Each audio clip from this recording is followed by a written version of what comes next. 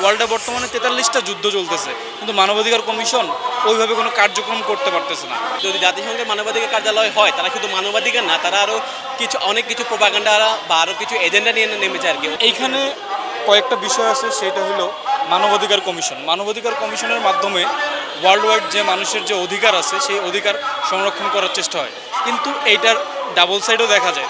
সেইটা হলো ইউএনডিপি, যেটাকে আপনার অনেকেই বলে যে ইউএসএ ওনাদেরকে পুষতেছে, এবং ইউএসএ তাদের মাধ্যমে ওই সংস্থাগুলোর মাধ্যমে অন্য অন্য জায়গায় কালচারাল হেজিমনি তৈরি করে এবং তাদের একটা প্রভাব বিস্তার করার চেষ্টা করে।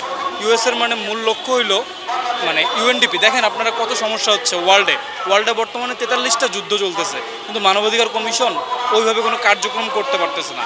আপনারা যদি খুব রিসেন্টলি উদাহরণ দেখেন, খুব মানব ধ্বংসকারী, মানব বিধ্বংসী যে একটা উদাহরণ ইসরায়েল ফিলিস্তিনের উপর করতেছে, ওইখানে কিন্তু মানবাধিকার ওইভাবে ফাংশন করতে পারতেছে না।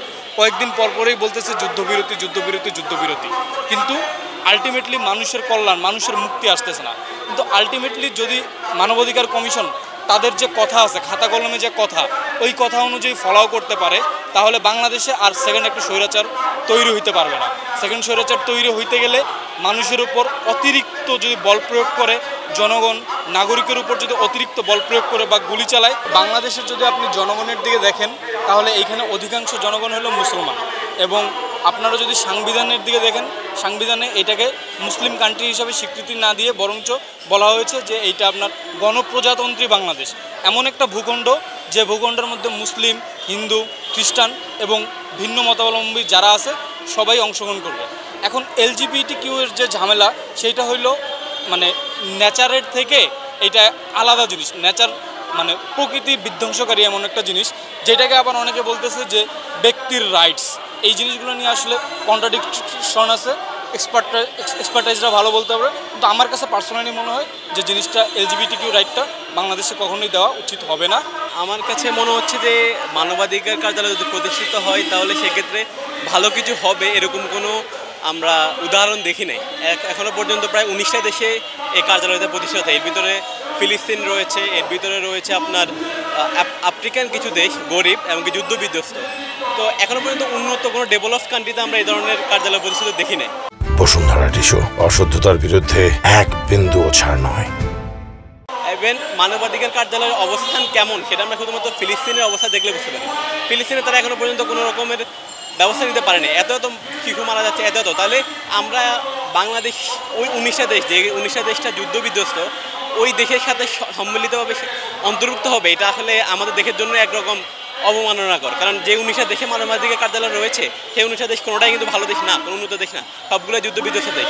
আর তাছাড়া জাতিসংঘে যদি মানবাধিকার কার্যালয় হয়, তাহলে আমরা কিছু জিনিস নিয়ে একটু সন্দিহান। যেমন আমরা মনে করতেছি যে এখানে LGBTQটাকে ওরা প্রমোট করার ট্রাই করবে, যেটা আসলে আমাদের ধর্মীয় জিনিসের সাথে আপনার অপ্রেস করবে আর কি, ধর্মীয় সাথে আমাদের ক্ল্যাশ করবে আর কি। তো এছাড়া আরও তারা ট্রান্সজেন্ডার বিষয়টাকে নিয়ে প্রমোট করবে। তো আমরা ওভারঅল মনে করি যে যদি জাতিসংঘের মানবাধিকার কার্যালয় হয়, তারা শুধু মানবাধিকার না, তারা আরও অনেক কিছু প্রোপাগান্ডা বা আরও কিছু এজেন্ডা নিয়ে নেমেছে আর কি। ওভারঅল এটা আমরা চাই না যে এই ধরনের কোনো কার্যালয় বাংলাদেশে প্রতিষ্ঠিত হোক, কারণ তাদের এখনও পর্যন্ত কোনো ভালো উদাহরণ তারা সেট করতে পারে নাই। পৃথিবীর যে কোনো দেশে দেখে এটা প্রতিষ্ঠিত হয়েছে আর কি। মূলত এখানে কার্যালয় যদি স্থাপিত হয়, তাহলে তাদের যে মেইন উদ্দেশ্য সেটা যদি পিওর হয়, সেটা তো অবশ্যই পজিটিভ। তাদের যে ইন্টেনশন অ্যান্ড ফিলোসফি বেসিক আইন অনুযায়ী বাংলাদেশ সংবিধানের সাথে সাংঘর্ষিক না হয়, বাংলাদেশের জনগণের পক্ষে পজিটিভ যদি হয়, তাহলে সেটা এস্টাবলিশমেন্টের জন্য এস্টাবলিশ হলে আমার জন্য খুবই উপকারী হবে এবং আমরা বেনিফিশিয়াল হব ডেফিনেটলি। কিন্তু তাদের যদি আলাদা কোনো ইন্টেনশন থাকে, নেতিবাচক কোনো ইন্টেনশন এই পজিটিভ ফিলোসফি এবং ইন্টেনশনের পিছনে থাকে, সেটা তো আমাদের জন্য অবশ্যই নেতিবাচক হবে। তাহলে সেটা অবশ্যই পজিটিভভাবে আমরা নেব না। তবে তাদের যে ইন্টারন্যাশনাল ক্রাইটেরিয়া, ইন্টারন্যাশনাল হিউম্যানিটেরিয়ান লয়ের অনুযায়ী যে এজেন্ডাগুলো আছে, তারা যদি সেই এজেন্ডা বাস্তবায়ন করতে পারে আমাদের স্থানকাল পাত্রভেদে, আমাদের প্রয়োজন এবং নিডস অনুযায়ী, তাহলে এস্টাবলিশ হতে পারে। এটা আমাদের পজিটিভভাবে কোনো সমস্যা নেই। কিন্তু তাদের যদি ইন্টেনশন ব্যাড থাকে, যেমন জাতিসংঘ সংগঠনের সময় যে উদ্দেশ্যটা ছিল, সেই উদ্দেশ্য কিন্তু আসলে তারা ইন্টারন্যাশনাল লেভেলে বাস্তবায়ন করতে পারছে না। সেটা যদি না পারে তাহলে এটা অবশ্যই আমাদের জন্য একটা নেতিবাচক একটা ইস্যু হয়ে দাঁড়াবে।